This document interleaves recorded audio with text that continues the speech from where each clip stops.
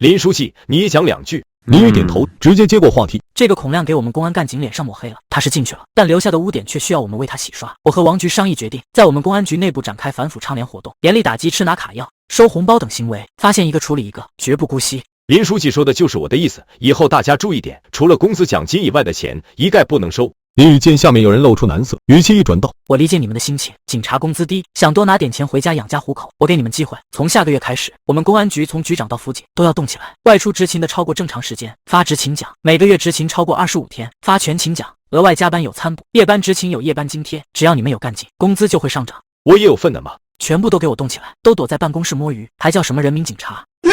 王志国觉得这句话针对性、侮辱性都很强，还得微笑着点头支持。不是我怂，而是林宇背景太强，连黄市长都吃瘪，我更不行。现在都没人叫林副局长了，统一改口叫林书记，这就是林宇的威望，已经超过我这个局长了。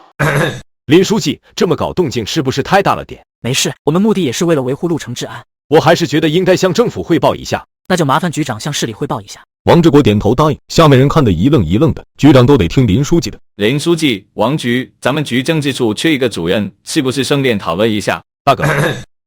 王志国刚要开口，却听到林宇咳嗽一声，顿时脸色一僵，想起自己之前承诺过局里人事要归林宇管，不由得一阵干笑。我建议先征求一下林书记的意见。众人都看向林宇，政治处是实权单位，主任还是局党委成员，谁不想填这个缺？就程芒吧，局长，你觉得怎么样？王志国没有回应，一个郑浩一个程芒都是他最想收拾的人，但也是林宇的铁杆，他动不了。此时程芒却激动的直接站起来，谢谢林书记，我一定好好工作，不辜负领导信任。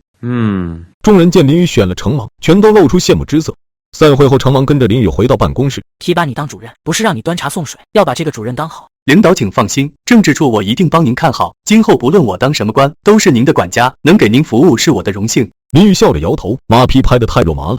此时手机响了，林宇看到是齐厅长来电，脸色一变，站起来接。您好，齐厅长。林宇啊，有空吗？厅长问的，没空我也能抽出时间来。我不是那个意思，最近听李和南大交流，拿到几个读硕名额，你有没有兴趣？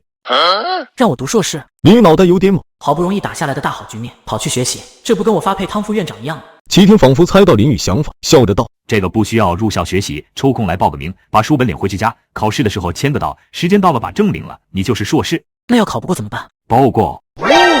这是白送一个硕士学历。别小瞧硕士学历，现在很多高学历人才都争相进入体制内，以后你跟他们竞争，你是本科，人家是硕士博士，这就成了你的短处。不说政府部门，就是咱们警局，硕士来了，岂不就是2级警司，博士1级警司？你本科只能从3级警司往上升。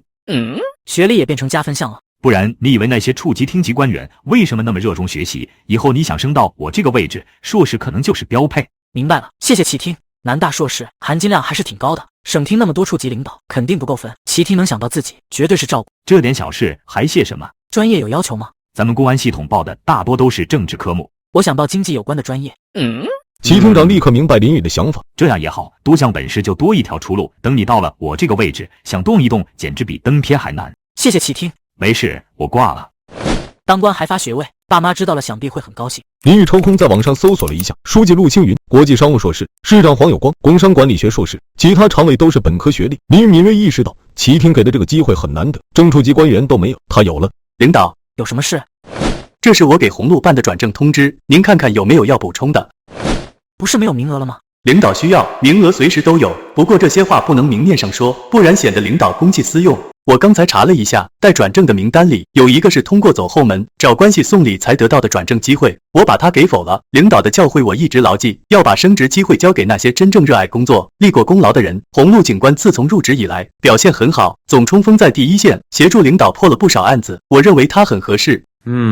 像红路这样的同志确实应该提拔，我同意了。领导，我听说上午洪书记去了法院视察工作。去法院？我刚在法院安插个自己人，洪书记这反应也太快了吧？我法院里有熟人，听说里面有个副院长把您告了，洪书记这个时候去法院，是不是冲您？